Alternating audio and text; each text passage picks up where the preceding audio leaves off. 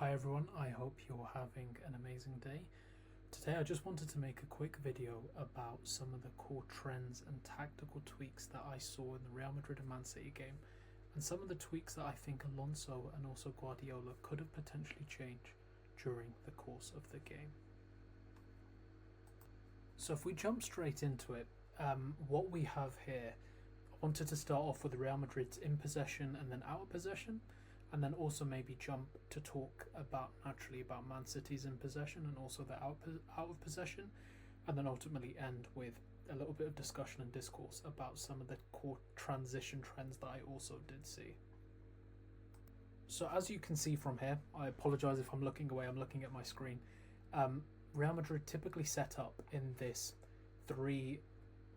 almost 3-3 and then a 4. This 4 was quite fluid. Sometimes we'd have Bellingham moving over here, Vinicius staying out wide, Gonzalo would typically be more in the centre. But this was the kind of typical in possession Real Madrid shape that we saw. I think one of the key issues that Real Madrid had with this is firstly, if we see how far up Carreras and Valverde are, very high up, the kind of distances between the players I think was too great. I think in terms of if we see, which I'll touch upon in a second, Man City's pressing shape, the core issues that I think we found here is I believe Alonso would have benefited more greatly if maybe we had the centre-backs not as compact, a little bit wider, Ceballos or Tchouaméni rotated as to who kind of dropped back, but an extra man here. If we see there's a large amount of space here, City's kind of 4-3-3 pressing structure almost allowed them to be man-to-man. And I think the big issue that you see with the Man City pressing structure is their two midfielders now, with Bernardo was typically the man who would push forward, is Doku and Cherki. A huge amount of defensive liability with having those two players more tucked in, but they're more favoured on their strengths in terms of pace and width by having Carreras and Valverde out wide.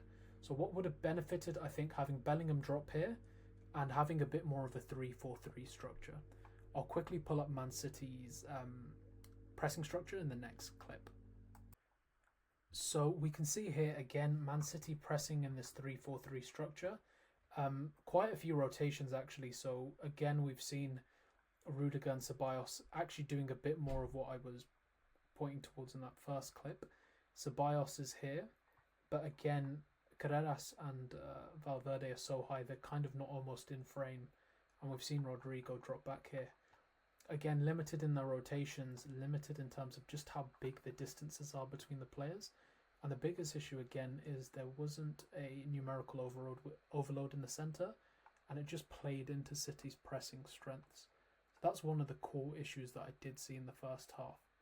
And I think Real Madrid would have benefited a lot more from having a 3-4-3, which is what I'll touch upon now. Okay, so just building out on top of what we were talking about in terms of Real Madrid's first phase in possession principles. So if we focus here, initially building up in a 3, I don't see kind of any issues with. Where I think you see this problem is Cherki can jump on Carreras, Nico can jump on Tchouaméni, Doku can jump on Valverde. It's very comfortable. Very rarely did we see kind of what I was maybe more pushing for, is this kind of 3-4-3 structure. The benefit being you've overloaded them in the middle. You could even get Gonzalo to come here. It's a 3 versus 1.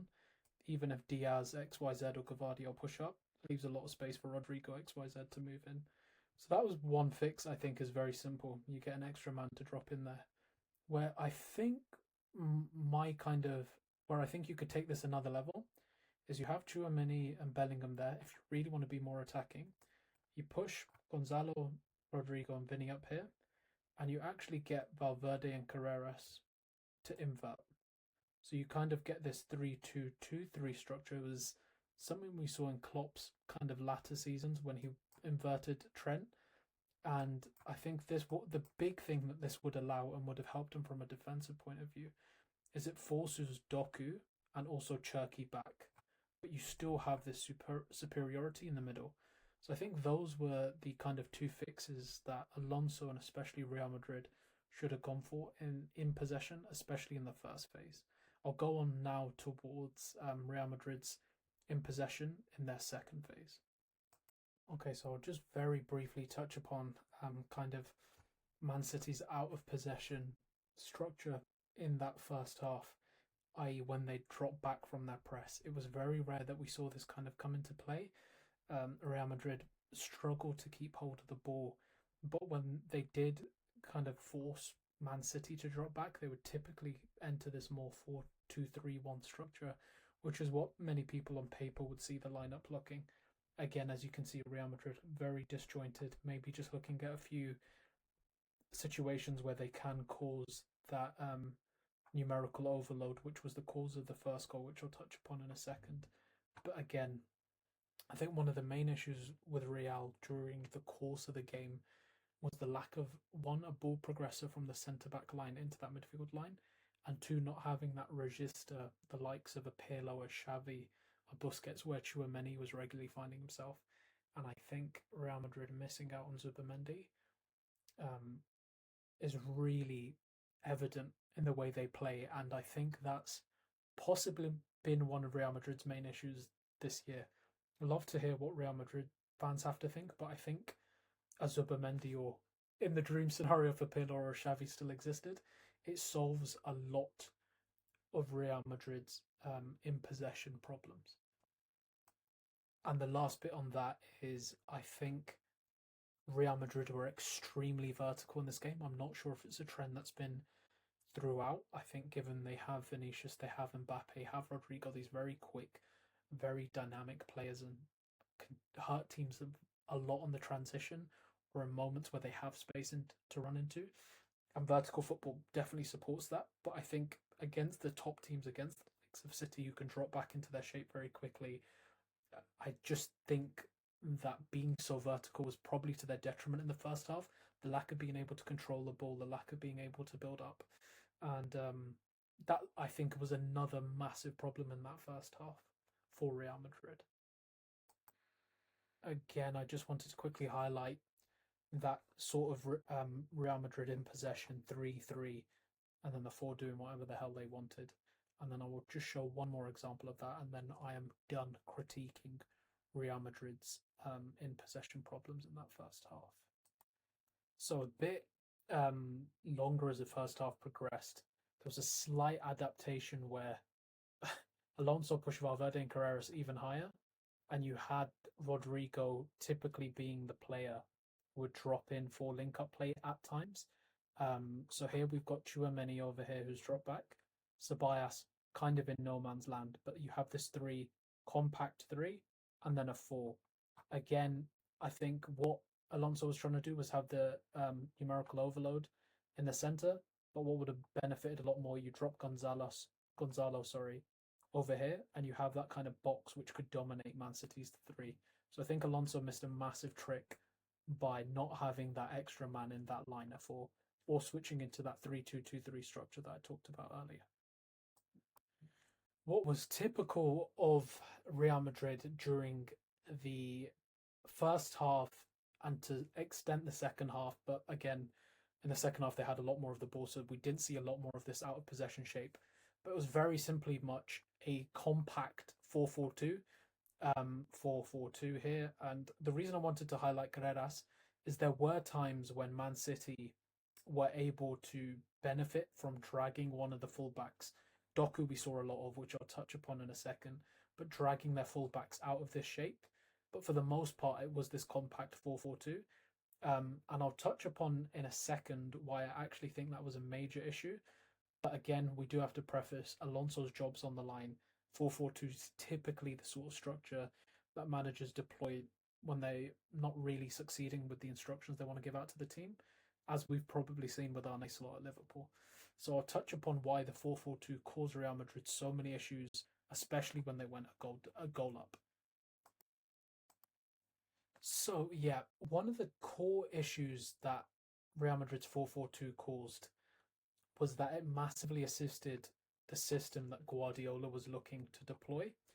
So the typical build-up structure that Man City had once they'd got past the Madrid press, which to be honest was semi-non-existent, was this 3-1 almost 6 shape.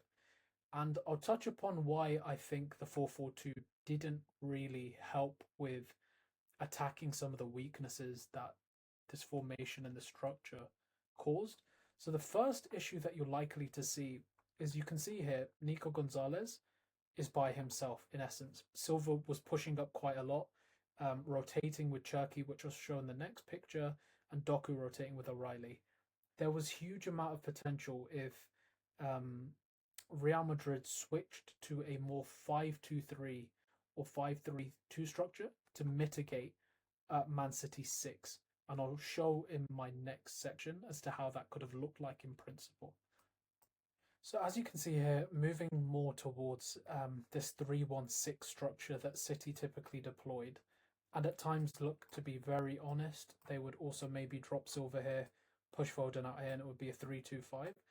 The reason why I think this caused so many issues is, look, Nico Gonzalez not under a lot of pressure. The Real Madrid pressing structure wasn't very kind of proactive, didn't want to push Nico Gonzalez when he had the ball. So Man City's build-up play was quite simple in that they weren't under pressure, weren't under a lot of stress. And what it really helped them with is I'll use kind of a lot of the scenarios we saw in the first half. You get Doku and O'Reilly pinning Valverde back. Rodrigo's not great defensively. There was a point in the game where Valverde and Rodrigo were next to one another, and Doku and O'Reilly were having a lot of fun.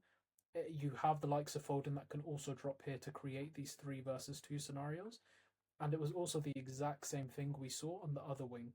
So I don't think City utilised it as much on the right, but Cherki, Silva and Foden could kind of combine very effectively there. And Rudiger had a terrible game, in all honesty, and so did Asensio.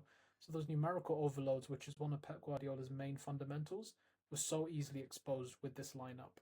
Where I think, look, again, I don't know how much he would be butchered by the likes of Marca and Diario AS, but I think what would have helped is if he pushed Valverde more as a right wing back, Asensio up here, and dropped Tchouaméni there, and maybe went for a more 5-3-2 formation.